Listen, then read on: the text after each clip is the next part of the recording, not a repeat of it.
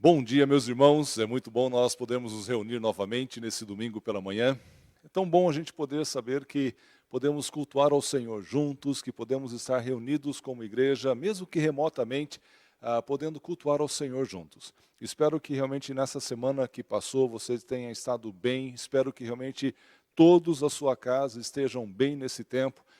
Estou orando por vocês. Eu tenho certeza que muitos irmãos da igreja têm orado pela vida de cada um de vocês. E realmente nós queremos estar cultuando ao Senhor de uma forma muito especial nessa manhã. E eu queria desafiar você para que fizesse isso junto com a sua família. Reúne a sua família todos juntos ali para poder cultuar. Reúne os seus amigos, se você puder, para estarmos juntos cultuando ao Senhor. É um tempo muito bom podermos estar louvando ao Senhor. Mesmo que remotamente, não precisa estar perto fisicamente, mas compartilhe os links para que as pessoas, os seus amigos, as pessoas que você conheçam, também possam receber a palavra do Senhor e também possam ser alimentados por essa palavra. Eu gostaria de orar com você nessa manhã, entregando ao Senhor esse culto que nós estamos começando. Vamos orar para que realmente o Senhor Deus fale ao nosso coração nessa manhã.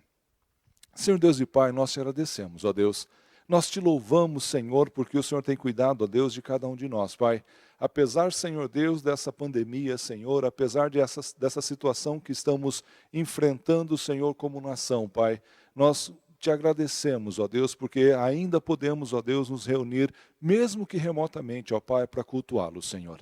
Ó Deus, nessa manhã, Pai, eu quero pedir, ó Deus, pela nossa igreja, Senhor, pelos nossos irmãos, por cada um, ó Pai, que está nesse momento, Senhor, junto conosco, ó Pai, cultuando ao Senhor. Que a Tua presença, ó Deus, que a Tua graça, Pai, alcance cada um desses irmãos, ó Deus, e o Senhor sabe, Pai, das necessidades, ó Deus, o Senhor sabe, Senhor, daquilo que cada um está precisando nesse momento, ó Pai. Então eu te peço, Senhor Deus, supra, Senhor Deus, cada uma das necessidades dos nossos irmãos.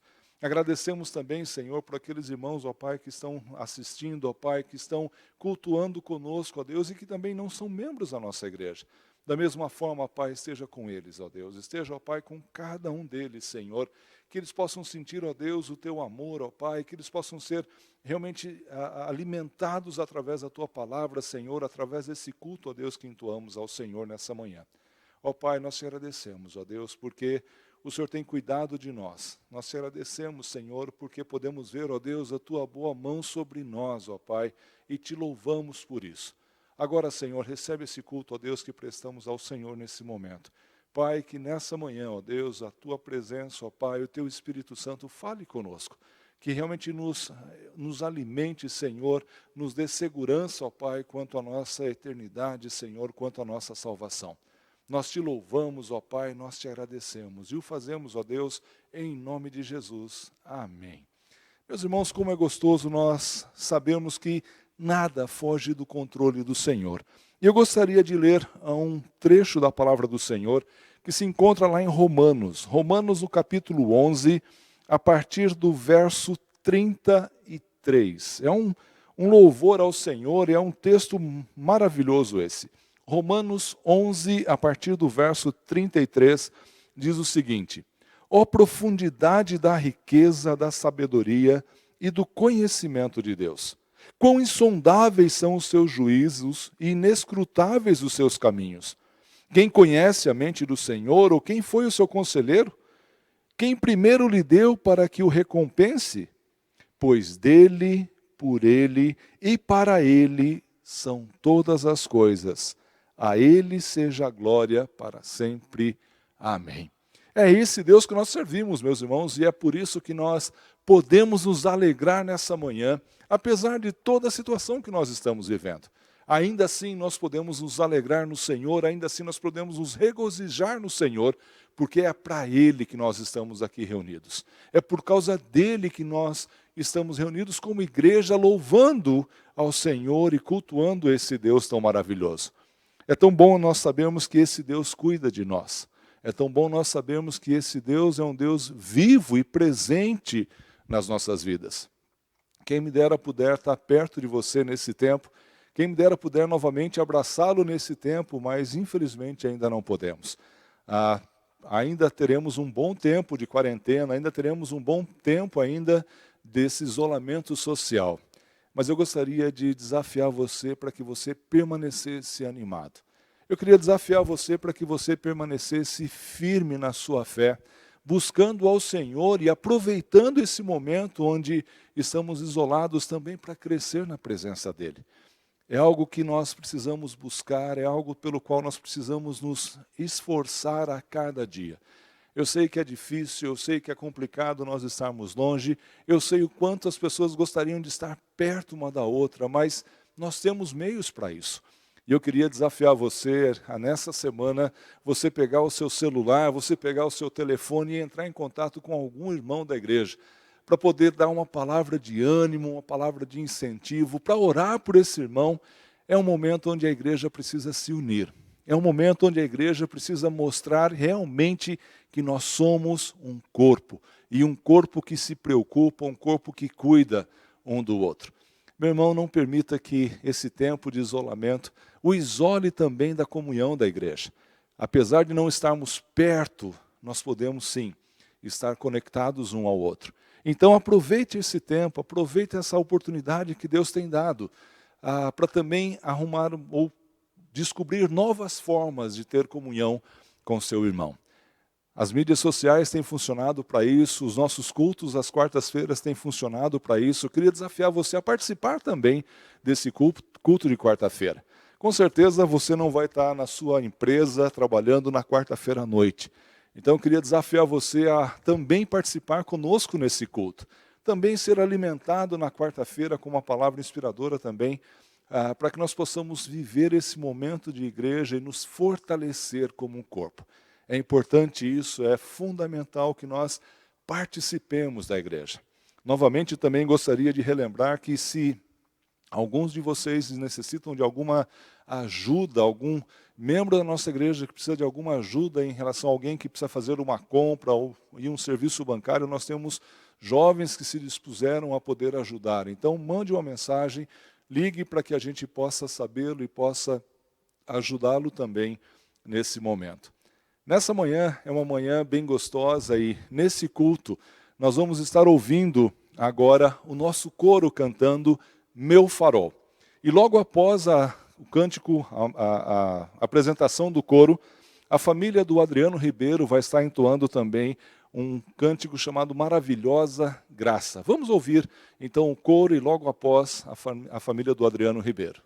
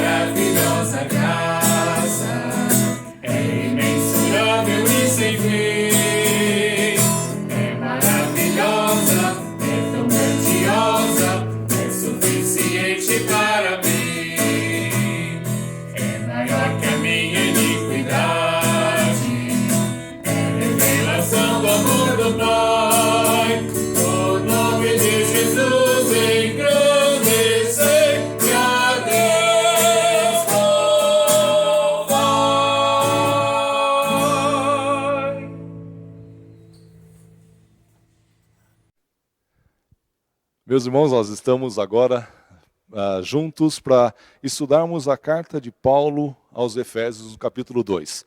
Tivemos o nosso culto de Páscoa no domingo passado, o nosso culto da ressurreição, e hoje retornaremos então com o nosso estudo na carta de Efésios, capítulo 2. E hoje nós vamos estar observando e tentando aprender um pouquinho mais sobre capítulo 2, do verso 8 ao verso 10 dessa carta. Na última vez que nós estivemos estudando sobre Efésios, nós vimos ali a maneira como nós devemos ser animados, como nós nos animamos, na verdade, em saber daquilo que Cristo fez por nós. A nossa situação, a nossa condição em Cristo. Como foi gostoso nós sabermos e nós temos a convicção de que nós já estamos com o Senhor, de que nós já desfrutamos daquilo que Deus conquistou na cruz por nós. Isso é algo maravilhoso. Isso é algo que enche o nosso coração de alegria. E agora, dando continuidade nesse texto, nós vamos estar vendo então a partir do verso 8. E eu queria ler com vocês Efésios 2, do 8 ao 10. Pois vocês são salvos pela graça por meio da fé, e isto não vem de vós, é dom de Deus. Não por obras para que ninguém se glorie, porque somos criação de Deus, realizada em Cristo Jesus, para fazermos boas obras, as quais Deus preparou antes para nós as praticarmos. É interessante nós olharmos esse texto, e talvez você esteja pensando da mesma forma que eu, mais uma vez Paulo está falando sobre a mesma coisa. Muitas vezes nós percebemos Paulo nesses dois capítulos que estudamos de Efésios, a gente percebe essa mesma ênfase de Paulo em relação à obra do Senhor Jesus, em relação à obra de Deus na nossa vida. E parece que Paulo não se cansa em afirmar isso, ele não se cansa em exortar aqueles irmãos de Efésios em relação à salvação ser pela graça de Deus. É simplesmente tudo pela graça de Deus. Mas é algo que nós precisamos ter bem forte isso em nossa mente. Talvez você a princípio fale assim, mas pastor, de novo o senhor vai falar sobre a mesma coisa. Meus irmãos, se Paulo fez isso tantas vezes, eu creio que é importante para nós também pensarmos nisso. É realmente importante nós inculcarmos essa verdade na nossa mente. É algo que nós precisamos estar sempre relembrando, sempre meditando, para que a gente não caia em erro, porque muitas vezes nós vacilamos nessa doutrina tão básica da nossa fé, essa doutrina tão fundamental para a nossa verdadeira fé no Senhor. E Paulo, então, começa novamente falando que nós somos salvos pela graça, e ele vai falando que não é por obras, e tudo isso para que nós somos salvos para que nós andássemos nas obras, somos criação de Deus para andarmos nas boas obras que ele preparou. E a pergunta que eu faço, é a mesma que eu estava falando, é por que realmente Paulo não se cansa em repetir? E é interessante nós olharmos um pouquinho mais à frente, na carta de Paulo aos Filipenses, no capítulo 3, verso 1. Paulo, lá em Filipenses, ele dá uma resposta bem parecida, ou que cabe bem a esse intuito que ele está aqui em Efésios, falando tantas vezes, parece sobre o mesmo assunto. Paulo diz o seguinte lá em Filipenses, no capítulo 3, o verso 1. Finalmente, meus irmãos, alegrem-se no Senhor. Escrever-lhes de novo as mesmas coisas não é cansativo para mim, e é uma segurança para vocês. Paulo falando ali aos Filipenses sobre a graça, sobre a maneira como Cristo age na nossa vida, ele fala, olha, isso não é cansativo para mim escrever mais uma vez para vocês, pelo contrário, é segurança para vocês. E eu creio que é dessa mesma forma que nós precisamos entender essa carta, precisamos da mesma forma não nos cansarmos de ouvir talvez as mesmas coisas. Sempre temos coisas novas a aprender, mas principalmente nós devemos ter, claro, algumas convicções em nossa mente. No mesmo capítulo 3, o verso 8 e 9, Paulo fala o porquê que ele não se cansava de escrever as mesmas coisas aos Filipenses. Olha lá. Mais do que isso, considero tudo como perda comparado com a suprema grandeza do conhecimento de Cristo Jesus, meu Senhor, por cuja causa perdi todas as coisas. Eu as considero como esterco para poder ganhar a Cristo e ser encontrado nele, não tendo a minha própria justiça, que procede da lei, mas a que vem mediante a fé em Cristo, a justiça que procede de Deus e se baseia na fé. Paulo fala para aqueles irmãos, olha meus irmãos, eu não me canso de escrever, eu vou escrever mais uma vez para vocês, para que seja uma segurança para vocês. E aí ele começa a discorrer como as pessoas confiam em si mesmo, nas suas obras, naquilo que elas fazem. E aí então ele fala, olha, é por isso que eu não canso de falar para vocês, é por causa disso que é importante eu abrir os seus olhos, para que vocês entendam de uma vez por todas, que a graça é do Senhor, que toda obra é do Senhor. E aí ele usa então nesse verso 8 e 9 para mostrar que tudo aquilo que ele se julgava ser, tudo aquilo que ele se julgava fazer, tudo aquilo que ele tinha de bom nele mesmo, ele percebe que nada daquilo vale a pena. Ele percebe que nada daquilo não servia para nada quando ele olhava para a graça de Cristo. Paulo entendeu isso de uma forma espetacular, então ele não cansava de falar sobre isso aos irmãos. E é nesse intuito que nós estamos aqui nessa manhã. Mais uma vez estudando essa carta e mais uma vez vendo um trecho, talvez o trecho essencial de toda a fé cristã, a salvação através da graça do Senhor. Salmos, no capítulo 119, Salmo 119, o verso 92 e o verso 93, o salmista fala algo muito interessante. Ele fala, se a tua lei não fosse o meu prazer, o sofrimento já teria me destruído. Jamais me esquecerei dos teus preceitos, pois é por meio deles que preservas a minha vida. Meu irmão, a doutrina da salvação é algo que nós precisamos, volta e meia, voltar a ela, refletir nela, olhar para a nossa vida e avaliarmos a maneira como nós estamos vivendo, para realmente conduzirmos a nossa vida pautada por aquilo que a palavra do Senhor ensina. E é esse o intuito que nós estamos estudando essa carta, a carta de Paulo aos Efésios. O verso 8 começa dizendo, vocês são salvos pela graça por meio da fé. Paulo já havia repetido isso um pouquinho antes, ali no verso 5.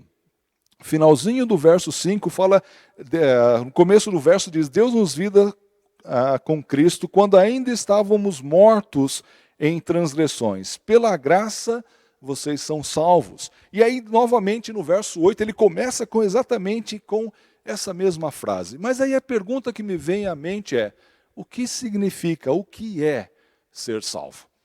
Essa é uma pergunta fundamental que talvez algumas pessoas não entendam. Algumas vezes a ideia de salvação, o nosso conceito sobre a salvação vem já de muito tempo de uma maneira bem distorcida do que realmente é a verdade. Olha só interessante o que diz lá no verso 4 e 5 desse mesmo texto que nós já vimos 2 semanas atrás. Paulo diz o seguinte, todavia, Deus que é rico em misericórdia, pelo grande amor com que nos amou, deu-nos vida juntamente com Cristo, quando ainda estávamos mortos em transgressão. Ser salvo é ter vida. Diferente do que as pessoas pensam, de que ser salvo é ser liberto do sofrimento do inferno, liberto do sofrimento de estar na mão de Satanás. Isso não é aquilo que a palavra do Senhor tem ensinado, isso não é aquilo que Paulo está dizendo aqui na palavra do Senhor para nós. O que Paulo está dizendo é que nós obtivemos vida mediante a graça de Deus por nós, através da fé. Essa ideia de que nós precisamos ser libertos do inferno é uma ideia que prejudica e de uma certa forma faz com que muitas pessoas tenham uma vida completamente errada, ou uma ideia completamente distorcida do que é a salvação. Salvação não é sofrer nas mãos de Satanás no inferno. Salvação é estar afastado de Deus por toda a eternidade, sofrer a pena de não ter a presença do nosso Senhor. Isso é não ter salvação. Se você pensa que eu sou salvo e com a minha salvação, então eu só estou escapando daquele lugar de sofrimento, estou escapando daquele lugar onde Satanás vai me tentar, meu irmão, você tem a ideia completamente errada. Pois o inferno não foi feito somente para aqueles que não estão perto do Senhor, aqueles que não entenderam essa graça de Deus. O inferno também foi feito para que Satanás pudesse ser prisioneiro. Algumas vezes nós pensamos o inferno como a gente vê nos filmes de TV, onde a pessoa que vai para lá é tentada, é perturbada, é angustiada por um ser que vai estar lá o tempo todo nos prejudicando. Mas, na verdade, Satanás não é o dono do inferno, ele não está lá para nos atormentar. O tormento é não poder mais ter a presença do Deus vivo perto de nós. É simplesmente o fato de que nós nunca mais poderemos ter a presença daquele que é o autor da vida. É impossível, então, nós estarmos novamente perto de Deus. E isso é que Paulo está dizendo aqui, essa é a salvação que Paulo está nos dizendo nesse texto.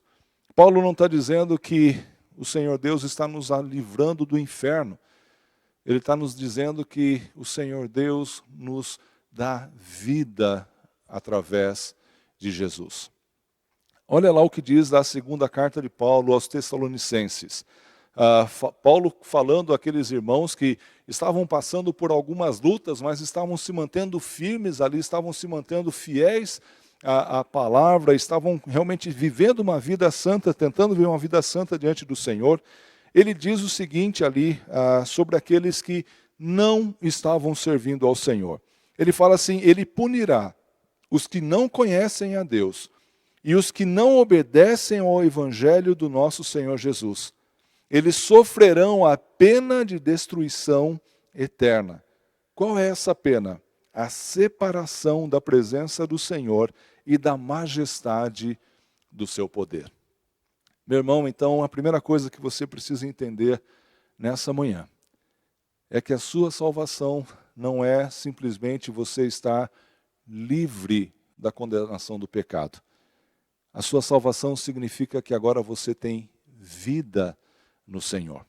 E sabe por que entender isso é tão importante? Sabe por que nós observarmos isso é tão importante? Porque quando nós entendemos isso, nós percebemos que as nossas intenções, a nossa forma como agimos, aquilo que nós fazemos ou deixamos de fazer, muda de perspectiva. Realmente nós entendemos que, que Deus, Ele nos amou e Ele nos escolheu e Ele realmente fez tudo aquilo por nós. Não é a nossa vontade, não é a nossa escolha, não é nada disso. Muitas pessoas vêm para os bancos, vêm para as igrejas, sentam nos bancos da igreja por medo do inferno. Por medo de estarem longe ou estarem no lugar de sofrimento.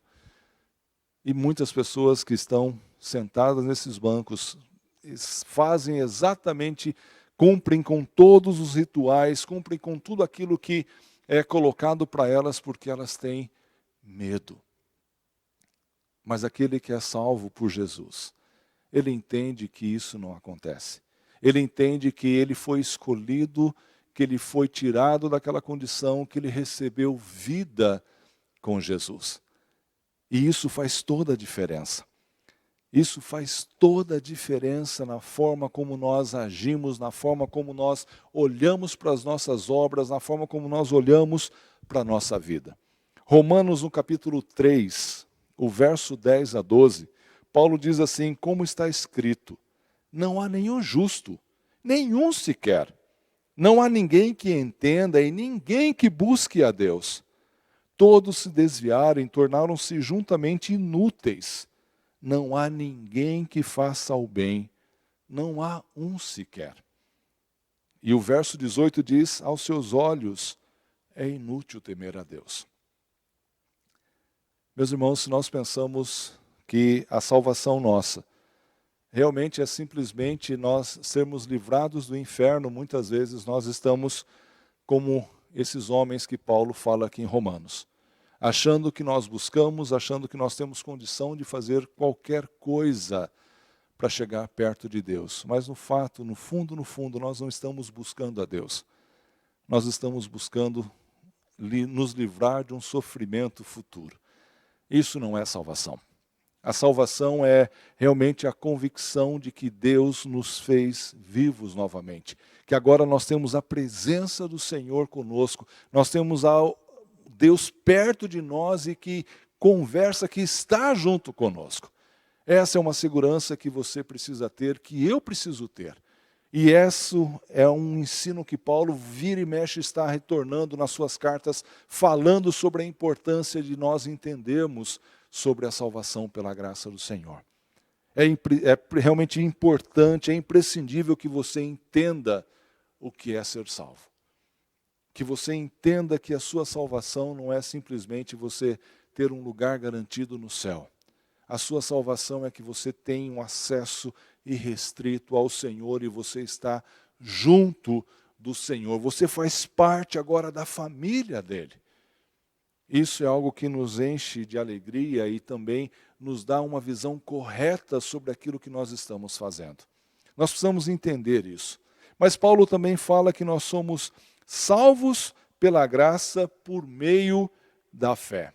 Essa é outra coisa que muitas vezes não entendemos. Como é que acontece isso? O que significa essa fé? Romanos, no mesmo capítulo 3, o verso 23 ao 26, Paulo fala assim que todos pecaram e estão destituídos da glória de Deus, sendo justificados gratuitamente por sua graça, por meio da redenção que há em Cristo Jesus. Deus o ofereceu como sacrifício para a propiciação mediante a fé, pelo seu sangue, demonstrando a sua justiça. Em sua tolerância havia deixado impunes os pecados anteriormente cometidos. Mas no presente, demonstrou a sua justiça, a fim de ser justo e justificador daquele que tem fé em Jesus. Tudo vem do Senhor e é através dele que nós alcançamos a graça, que nós somos salvos, mediante a instrumentalidade da fé. A fé é o canal, é o meio pelo qual Deus usa para que nós realmente entendamos, para que nós o busquemos. A fé é a forma como Deus age na nossa vida, para que nós realmente possamos conhecê-lo e realmente ter um relacionamento com ele. Sermos vivificados com ele. E eu fiquei pensando de uma forma de tentar exemplificar isso de uma maneira mais prática. E eu penso daqui, penso de lá, falei, mas puxa, como que eu posso pensar, como que eu posso talvez mostrar isso de uma maneira mais real, mais palpável para nós? E naquele mesmo momento, essa semana, tive que levar a minha sogra para o hospital. Ela estava um pouquinho doente e tivemos que ir lá para o hospital. E aí eu deixei a Lilita lá, não pude entrar, a Lilita entrou com a minha sogra, e eu estava em casa e estava pensando nela ali no hospital, e naquele momento, pensando também nesse texto, eu lembrei daquilo que um médico faz. Nós temos aqui na igreja alguns médicos, são cirurgiões e tudo isso, e é interessante que quando um cirurgião vai fazer a cirurgia, ele usa alguns instrumentos para realizar o procedimento que ele vai fazer. E algumas vezes nós pensamos que aquela operação, nós realmente falamos, olha, foi o cirurgião fulano de tal quem me operou. Quando eu operei o meu joelho, lá no Pará, há muito tempo atrás, eu pude ver a cirurgia, né? Eu sou alguém que estava lá deitado na maca, eu falei para o médico, falei, eu quero assistir a cirurgia. Ele tinha algumas câmeras lá, aí ele falou, mas você vai passar mal. Eu falei, eu já estou deitado mesmo, já estou anestesiado. Se eu apagar, não vai fazer diferença nenhuma. Eu falei, mas eu quero ver. E eu pude ver a cirurgia, ele cortando ali a carne no joelho, usando uma furadeira para atravessar os ossos ali, para passar o tendão, um tendão novo que ele havia tirado da minha patela. E é interessante que todo aquele procedimento foi realizado pelo médico. Mas para que ele realizasse aquele procedimento, ele precisava usar alguns instrumentos específicos para isso. Isso é a fé. Ou seja, Deus é quem realiza a coisa em nosso coração, é Deus quem move o nosso coração e Ele o faz através da fé. E essa fé também é algo que Ele nos dá. É através da fé que é dada pelo próprio Deus que nós podemos conhecer a Cristo. É através dessa fé que nós podemos ser vivificados. Mas quando a gente pensa em fé, da mesma forma, é algo que algumas pessoas não entendem. Porque fé não é algo que nós temos naturalmente. É algo que vem de Deus. Quando eu falo da fé, a fé salvadora. Nós temos sim um otimismo exagerado, nós temos sim algo que faz com que a gente acredite nas coisas, mas isso não é fé verdadeira. Isso não é algo que faça ou realmente produza em nós alguma mudança. Algumas pessoas sentam e ouvem a palavra do Senhor e quando ouvem a palavra começam a fazer coisas ou começam a trabalhar em cima de algumas coisas achando que aquilo é a prova da sua fé. Isso não é verdade. Capítulo 10 de Romanos, o verso 16 e o 17, fala assim: no entanto, nem todos os israelitas aceitaram as boas novas, pois Isaías diz: Senhor, quem creu em nossa mensagem? Consequentemente, a fé vem por ouvir a mensagem, e a mensagem é ouvida mediante a palavra de Cristo. É Deus quem dá. É Deus quem faz com que essa fé vivificante seja presente em nós. Mas o problema é que nós muitas vezes achamos que fé é esse otimismo exacerbado que nós temos. Eu não sei quantos de vocês conhecem alguma pessoa que passa a vida toda jogando na loteria. Se ele tivesse economizado aquele dinheiro que ele gastou durante toda a sua vida, ele já teria aquele prêmio que ele havia feito a sua fezinha lá para ganhar. Ele acha que ele vai ganhar, ele pensa que ele vai ganhar, mas isso não é fé. Isso é uma esperança, isso é algo que você está lá torcendo para que aconteça. Não é esse tipo de fé que o Senhor Deus põe no nosso coração. Não é dessa forma que a fé age na nossa vida. Não é desse jeito que nós entendemos a palavra do Senhor. E quando nós percebemos que esse tipo de fé, essa religiosidade não serve para nada, muitas vezes as pessoas ficam desanimadas. Mas esse é o fato. Quando nós morávamos lá no Pará, nós tínhamos todo mês de outubro o Círio de Nazaré. E era algo que chamava atenção ver a maneira como as pessoas iam até lá, andavam quilômetros até chegar naquele lugar, por algo que eles acreditavam. O Senhor Deus, Ele transforma a nossa vida, Ele muda a nossa vida, Ele coloca dentro do nosso coração algo diferente disso, algo real, algo que faz com que a gente não somente espere alguma coisa, mas que nós realmente tenhamos a certeza de que aquilo já está presente em nós. Hebreus, no capítulo 11, o verso 1 diz: ora, a fé é a certeza do que esperamos e a prova das coisas que nós não vemos. Fé não é esperar que vá acontecer. Isso é otimismo. Fé é a convicção agora presente de que aquilo já aconteceu. Mesmo que eu não possa vê-lo, mesmo que eu não possa palpá-lo, mesmo que eu não esteja realmente recebendo os frutos daquilo. Eu confio e eu tenho certeza de que aquilo é uma verdade na minha vida. Isso é fé. Fé não é crença. Fé não é religiosidade, não é positivismo humano. A fé real não pode brotar de um coração morto para Deus. Alguém que não foi vivificado pelo Senhor não tem fé. Ela não tem uma fé real. Isso é fato, isso é algo que nós devemos sempre ter em nossa mente, como crentes, como pessoas que realmente buscam ao Senhor.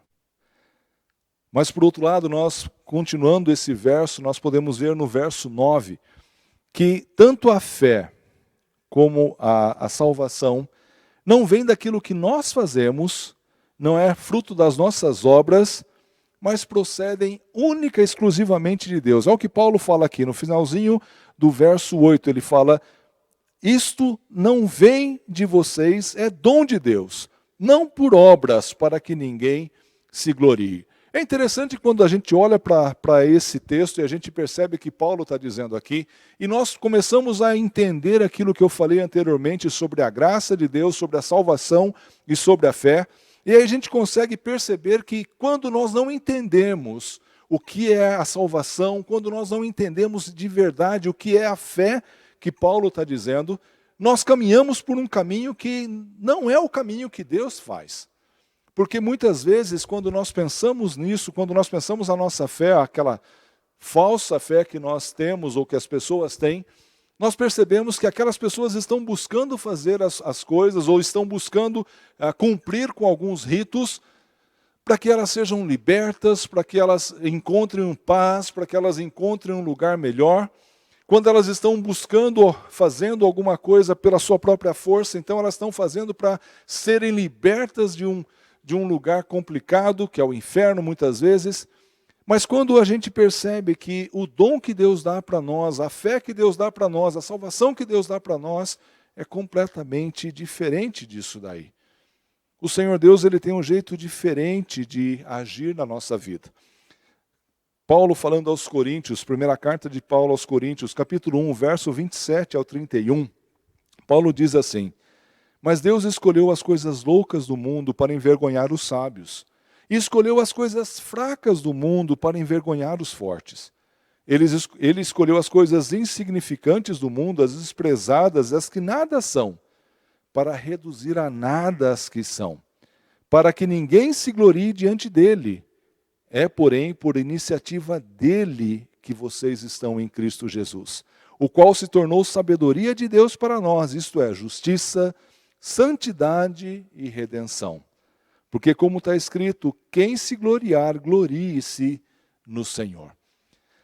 Quando nós não entendemos essa doutrina da graça do Senhor, quando nós não entendemos que a salvação e a nossa fé vem de Deus, quando nós achamos que essa salvação e essa fé provém de nós mesmos ou daquilo que nós fazemos, nós estamos nos gloriando em nós mesmos.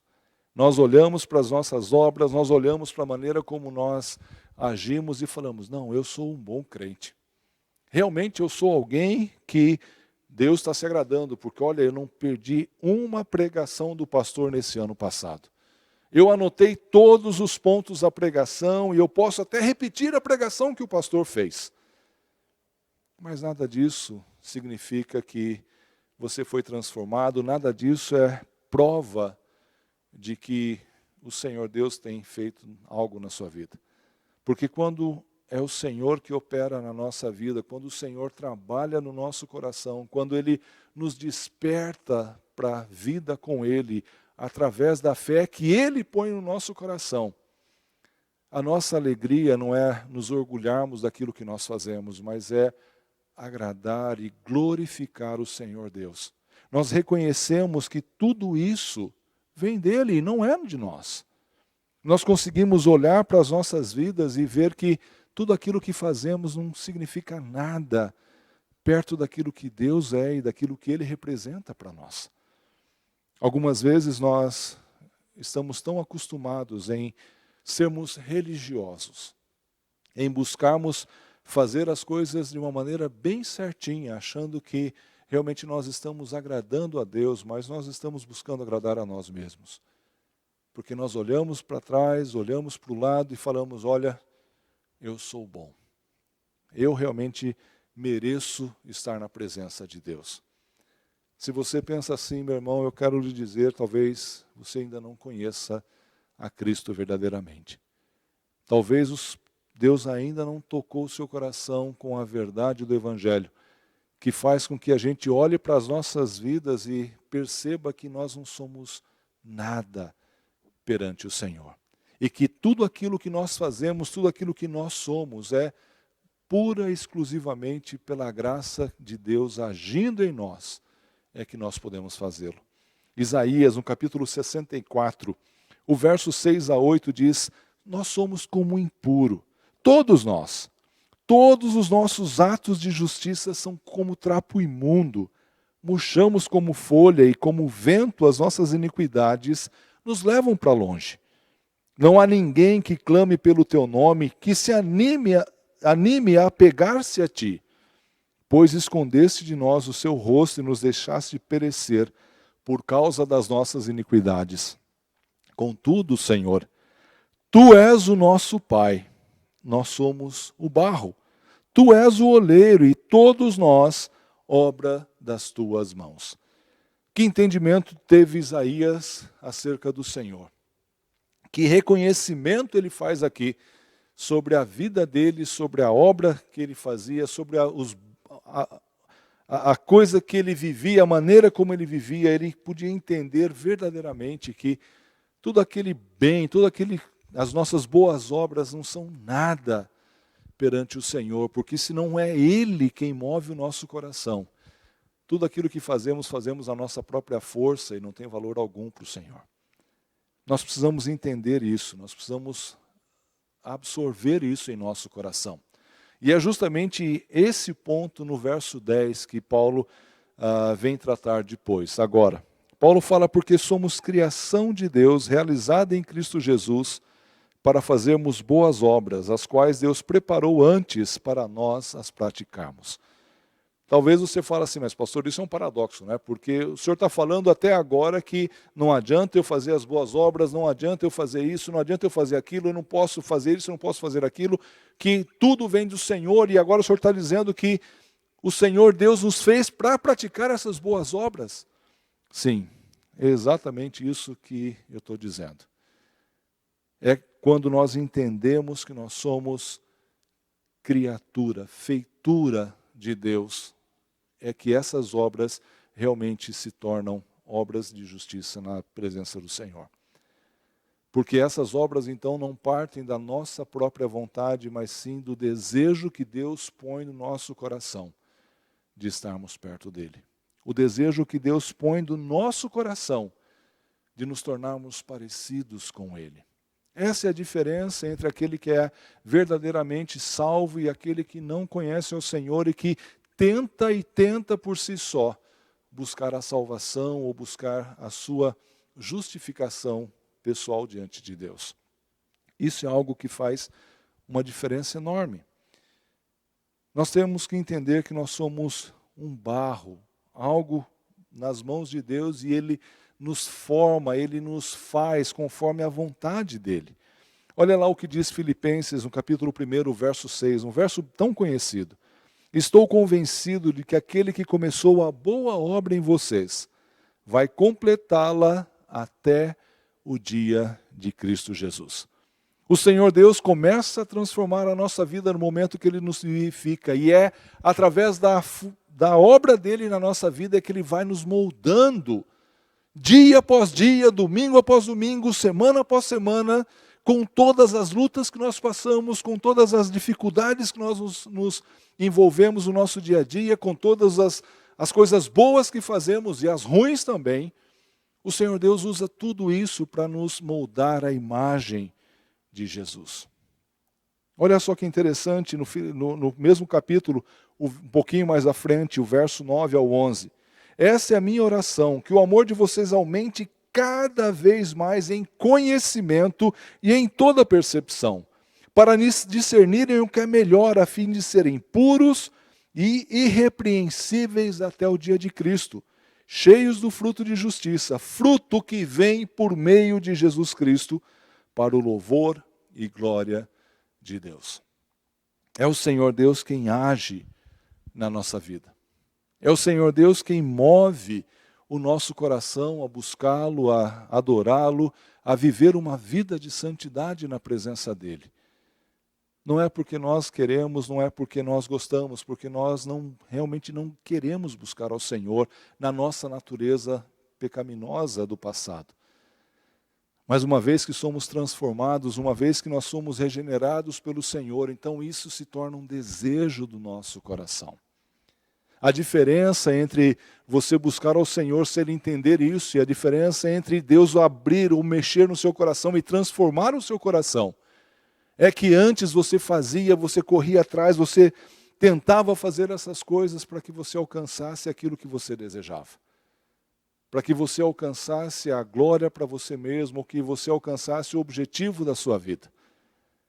Mas quando Deus toca o seu coração, quando Ele transforma a sua vida, você o faz para se tornar parecido com Jesus. A motivação do seu coração se torna diferente. E aí qual é a forma, qual é o propósito final desse barro nas mãos do Senhor? Romanos, no capítulo 8, verso 28 ao 29, diz assim: sabemos que Deus age em todas as coisas para o bem daqueles que o amam, dos que foram chamados de acordo com o seu propósito. Pois aqueles que de antemão conheceu, também os predestinou para serem conformes à imagem do seu Filho, a fim de que ele seja o primogênito entre muitos irmãos. O Senhor Deus nos escolheu. O Senhor Deus nos trouxe para cá. E Ele está agindo em todas as circunstâncias que nós vivemos para nos tornar parecidos à imagem de Jesus. Para nos levar a sermos mais parecidos com a imagem do seu Filho. Quando nós entendemos isso, nós entendemos que a diferença entre pecado e lei é algo bem marcante. Lloyd Jones, no livro dele, ele fala que quando nós pensamos que o pecado é simplesmente quebrar a lei de Deus, e nós não entendemos verdadeiramente que o pecado é quando nós ferimos o coração de Deus, nós pensamos que, na verdade, nós podemos ser justificados porque a lei nós podemos cumprir. A lei nós podemos pagar com aquilo que a lei exige e simplesmente está resolvido. Mas quando nós percebemos que o pecado é quando nós ferimos o coração de Deus, isso faz uma diferença enorme. Porque não é nada que nós possamos fazer, não é nada que nós possamos mudar que vai fazer com que o amor de Deus por nós aumente ou diminua. Mas sim, vem somente dele, é somente ele quem pode nos resgatar. É somente ele quem pode nos perdoar. Não é somente o cumprimento de uma exigência da lei. É ver que o Senhor Deus vai em direção ao homem, busca o homem e o resgata. O livra, o tira da situação que ele vivia, a situação de estar longe, morto em transgressão e pecado. Em 1940, na década de 40, eu estava lendo um comentário do John Stott. Ele fala sobre um arcebispo, William Temple. E ele fala que ele costumava ilustrar esse ponto acerca da salvação pela graça de Cristo, acerca da obra que Deus faz na vida do crente, na obra que Deus faz na vida daquele que Ele transforma. E eu achei essa ilustração extremamente clara e bem oportuna para essa manhã. William Temple fala assim: não me adianta me darem uma peça como Hamlet ou Rei Lear e me mandarem escrever algo semelhante. Shakespeare era capaz, eu não. Também não me adianta me mostrar uma vida como a de Jesus e me mandarem viver de igual modo. Jesus era capaz, eu não. Porém, se o gênio de Shakespeare pudesse entrar e viver em mim, então eu seria capaz de escrever peças como a que ele escreveu. E se o Espírito Santo puder entrar e habitar em meu coração ou em minha vida, então eu serei capaz de viver uma vida como a de Jesus. Você consegue perceber a diferença entre aquele que é revivido, que é salvo por Jesus, e aquele que tenta fazer as coisas por si só? Essa é a diferença. Por mais que nós nos esforcemos, humanamente falando, por mais que nós busquemos o Senhor com a nossa própria força, com a nossa mente humana, com as ações humanas que nós fazemos, nada disso alcança aquele padrão. Somente quando o Espírito Santo de Deus penetra a nossa vida, somente quando Deus age em nós, é que nós temos habilidade, é que nós temos condição de satisfazermos aquilo que Ele deseja, de vivermos uma vida como Ele quer que vivamos. Paulo, falando em primeira carta dele aos Coríntios, no capítulo 6, o verso 19 e o 20, Paulo fala: acaso não sabem que o corpo de vocês é santuário do Espírito Santo que habita em vocês, e que lhes foi dado por Deus e que vocês não são de si mesmos? Vocês foram comprados por alto preço, portanto glorifiquem a Deus com o corpo de vocês. Muitas vezes tem pessoas que têm tentado fazer isso na própria força, na própria vontade, e fracassam. Fracassam porque não é nós que temos condição de fazer, não somos nós que sabemos, que entendemos o que é que está ferindo o coração do Senhor. Mas tudo isso vem do próprio Deus. É o que João, no capítulo 16, o verso 8 a 11 diz: quando Ele vier, convencerá o mundo do pecado, da justiça e do juízo. Do pecado, porque os homens não creem em mim, da justiça, porque eu vou para o Pai, e vocês não me verão mais, e do juízo, porque o príncipe deste mundo já está condenado.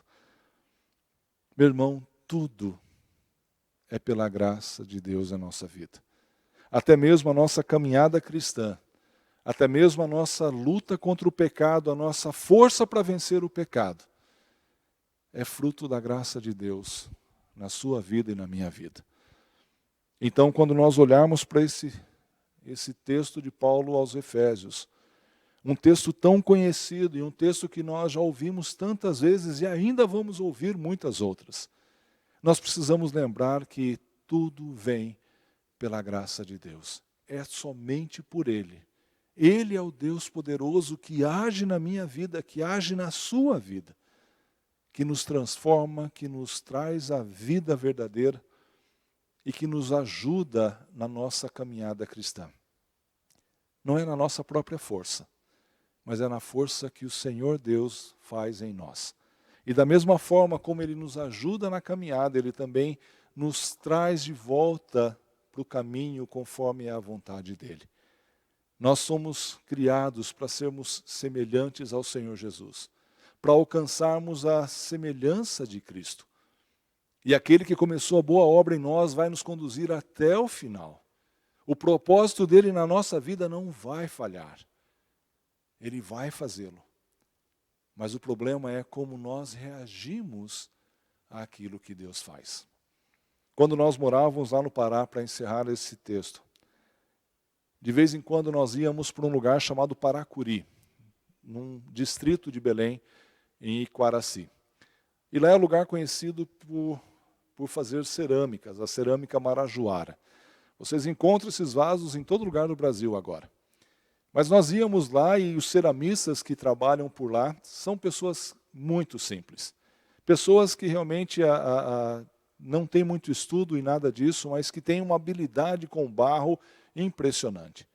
E é tão bonito, é tão joia você ver aquele homem pegar um bocado de barro, um bocado de argila ali, colocar em cima de um fuso e começar a virar aquele negócio, e com as mãos ele vai apertando e vai modelando aquele barro. E alguns vasos que eles fazem são vasos grandes, bonitos. E quando ele está fazendo aquele vaso, ao momento que ele vai apertando e vai levantando aquele vaso, aquelas bordas, algumas vezes, alguns daqueles vasos que ele está fazendo, começam a ficar meio moles e começam a perder aquele formato. Naquele mesmo momento, aquele ceramista, ele para aquele fuso, ele amassa novamente aquele barro. Ele faz com que aquele barro volte a que era antes. E ele começa o processo tudo de novo. Até ver aquele monte de barro que ele colocou naquele fuso sendo transformado naquela obra-prima que ele quer, que ele tem em mente. É isso que Deus vai fazer na nossa vida. É dessa forma que Ele vai agir em nós. Algumas vezes Ele vai nos apertar, algumas vezes Ele vai realmente nos corrigir, como lá a carta em Hebreus fala, que Deus corrige o seu Filho porque Ele ama. Algumas vezes nós vamos sofrer por causa disso. Mas quando nós entendermos, quando nós buscarmos servir ao Senhor através do Espírito Santo agindo em nossas vidas, nós seremos transformados naquilo que Deus quer para nós. Que nessa manhã nós entendamos que as boas obras às quais Paulo está falando que nós devemos andar, é a nossa caminhada cristã em direção a ser parecido com Jesus. E nós precisamos reconhecer que esse desejo, essa vontade, não vem de nós mesmos, não vem daquilo que nós fazemos de bom. Mas é aquilo que Deus planta, é aquilo que Deus põe no nosso coração, é o Espírito Santo de Deus trabalhando na sua vida. E você sendo sensível a essa voz, é que você vai conseguir alcançá-lo. Que Deus nos abençoe nessa manhã, meu irmão, que Deus possa cuidar de nós a cada dia. Que nós possamos realmente ter um tempo bem gostoso na presença do Senhor. Nós vamos ouvir agora mais uma música, um dueto, pela Simone e pelo Adriano. Graça de Deus. É essa graça, a graça de Deus em nós, que nos transforma para a honra e glória dele. Amém.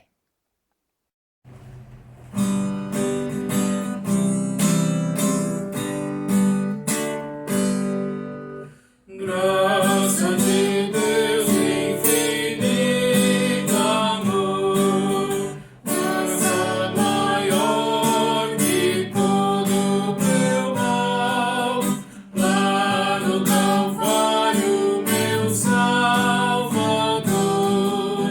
prova que deu esse amor real. Graça,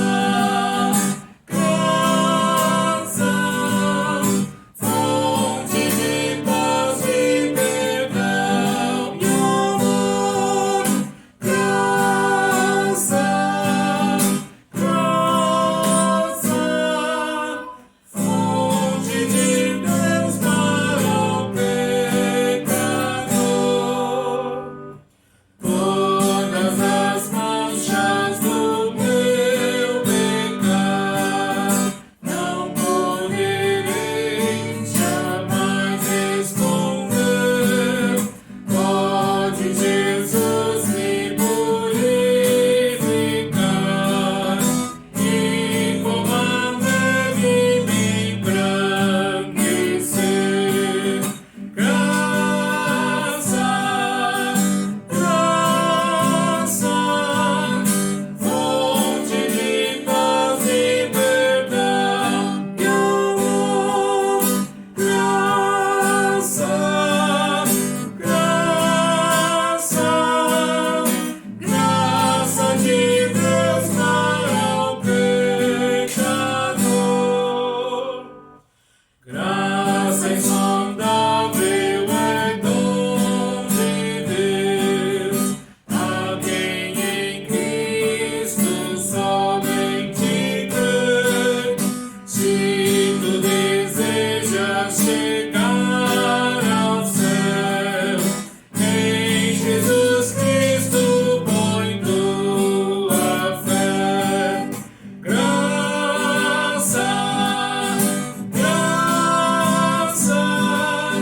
fonte de paz e perdão e amor. Graça,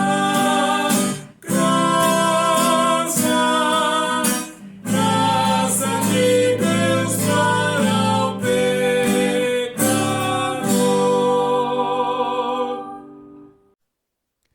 Como foi gostoso cultuarmos ao Senhor juntos. Espero que você tenha gostado desse culto, espero que você tenha sido realmente abençoado através da palavra, através das músicas que cantamos, como eu espero que realmente Deus possa estar cuidando da sua vida durante essa semana. Meu irmão, eu quero mais uma vez desafiá-lo a realmente participar dos cultos, remotamente mesmo, mas participe conosco desse culto. Assista aos cultos, reúna a sua família para assistir esses cultos, continue a interceder com a igreja todos os dias às 9 horas da noite. Participe também dos nossos cultos às 8h30 da noite, às quartas-feiras. É muito importante nós realmente estarmos juntos como família nesse tempo, nesse momento. E eu gostaria mais uma vez de falar, de pedir que se você precisa de algo, se você está com alguma necessidade de que a gente possa estar orando ou quer conversar, não hesite em nos procurar para podermos conversar e podermos nos sermos abençoados mutuamente. Meu irmão, a igreja tem funcionado normalmente, a igreja tem realmente vivido esse momento de uma forma muito especial. Nós somos gratos ao Senhor, porque podemos usar esses recursos tecnológicos para que ainda estejamos juntos como uma família. E é um momento de estarmos realmente reunidos, é um momento de estarmos realmente conectados um ao outro através desse meio que o Senhor Deus nos providenciou. Aproveite esse momento, aproveite essa facilidade e compartilhe acerca do Evangelho com as pessoas que você conhece. Você pode enviar um versículo, você pode enviar uma mensagem, você pode enviar um pequeno gesto de carinho a alguém que está do seu lado, algum conhecido seu. Aproveite esse momento onde as pessoas estão buscando e procurando a Deus para falar do amor de Jesus. Lembra que nós devemos ser uma igreja que proclama a palavra do Senhor. Uma igreja onde cada um dos membros está envolvido em falar do Evangelho, em compartilhar aquilo que o Senhor Deus fez no seu coração. Meu irmão, o trabalho é do Senhor, como nós vimos. Toda a obra é dele, mas ele quer usar a sua vida e a minha vida para falar desse amor. Nós vamos orar nesse momento, encerrando esse culto. E logo após a oração final, nós ouviremos o coro novamente cantando Tu somente és Deus. E que você tenha realmente uma semana abençoada na presença do Senhor. E que esse tempo que nós estamos passando também sirva para realmente para aproximar de Deus e nos aproximarmos como igreja no interesse um pelo outro. Vamos orar nesse momento, meus irmãos. Senhor Deus e Pai, nós te agradecemos, ó Deus, por esse culto nessa manhã. Nós te louvamos, ó Deus, por aquilo que nós podemos aprender, ó Pai, uma verdade, ó Deus, da qual nós temos falado tantas vezes, ó Deus, mas que por muitas vezes, ó Pai, tão incompreendido, ó Deus, por nós. Ó Senhor, nós queremos agradecer, ó Pai, porque nós podemos, ó Pai, nos reunir como igreja, remotamente, ó Deus, onde cada um está, Senhor, mas estamos juntos, ó Pai, em um só Espírito, ó Deus, cultuando ao Senhor. E pedimos, ó Deus, que a Tua graça esteja sobre nós nesse momento, Pai. Pedimos, ó Deus, que a Tua presença, ó Pai, esteja sobre todas as famílias da nossa igreja, Senhor Deus. Sobre todos aqueles, ó Pai, que estão preocupados, ó Deus. Sobre todos aqueles, ó Deus, que têm familiares, ó Deus, longe, ó Pai, em outros países, ó Deus, e que estão preocupados também, Senhor. Cuida, Deus, de cada um de nós. Cuida, Senhor, de cada um deles, ó Pai. Confiamos no Senhor, ó Deus, porque sabemos, ó Deus, que o Senhor é o dono de todas as coisas. O Senhor, ó Pai, é aquele que dirige todas as coisas, ó Deus, e só ao Senhor, ó Deus, nós queremos recorrer, Pai. Não queremos, ó Deus, confiar, ó Pai, em nós mesmos, ó Deus, não queremos, Pai, confiar nem sequer, ó Deus, naquilo que as pessoas podem fazer. Queremos, ó Deus, confiar, ó Pai, na Tua presença, Senhor. Queremos depender, ó Deus, única e exclusivamente do Senhor. Pedimos, ó Deus, pela nossa nação, ó Pai, de uma forma especial nessa semana. Pedimos, ó Deus, pelos nossos governantes, ó Deus, para que eles tenham sabedoria, ó Deus, vinda do Senhor, para conduzir, ó Deus, a nossa nação, ó Pai, nessa fase tão difícil que estamos passando. Senhor, usa, ó Pai, de pessoas capacitadas, ó Deus, usa, Senhor, de servos Teus, ó Pai, para falarem, ó Deus, aconselharem, ó Pai, e mostrarem, Senhor, a sabedoria que só pode vir do Senhor nesse momento aos governantes, Pai. Que a Tua presença, ó Deus, esteja conosco, ó Deus, nessa semana. Que possamos, ó Deus, crescer, ó Pai, na Tua presença, Senhor, e que possamos, ó Deus, nos apoiar mutuamente como igreja, Senhor.